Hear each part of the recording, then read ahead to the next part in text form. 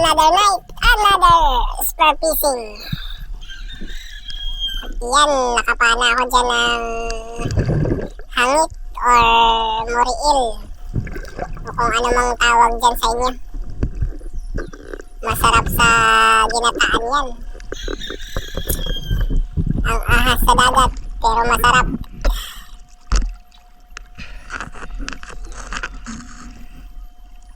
Masarap sa ano to, ginataan na pinatuyo, nakaluto. Nasa 800 to 700 grams na. Medyo malaki-laki na siya. Si moriil.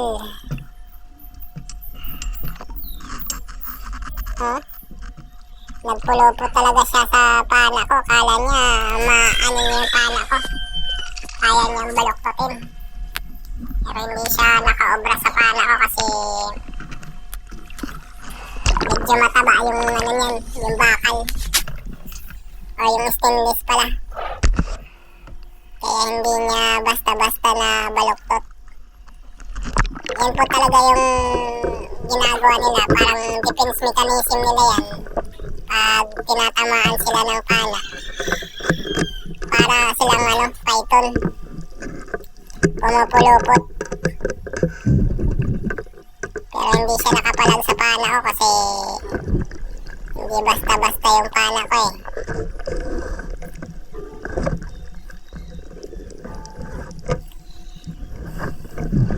Hindi. Salamat po sa inyong panonood at saka ingat tayo lagi. Lalo na dyan sa Maynila na napakainit.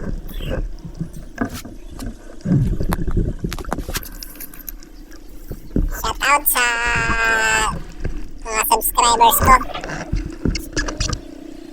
Salamat sa iyong mainit na pagsuporta at pagsubaybay sa aking mga video na ina-upload sa aking account kay Kuya Arnel TV Vlog.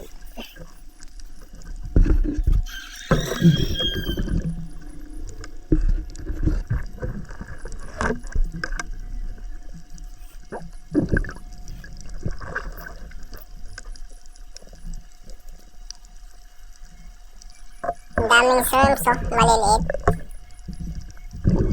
Napapansin niyo ba? Mga shrimps po yan na maliliit or hipon.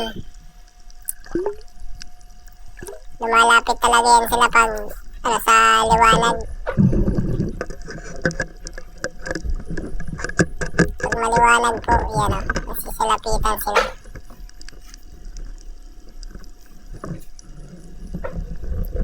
Natagalan ako dyan kasi pumuklupot yung tali ng pana ko.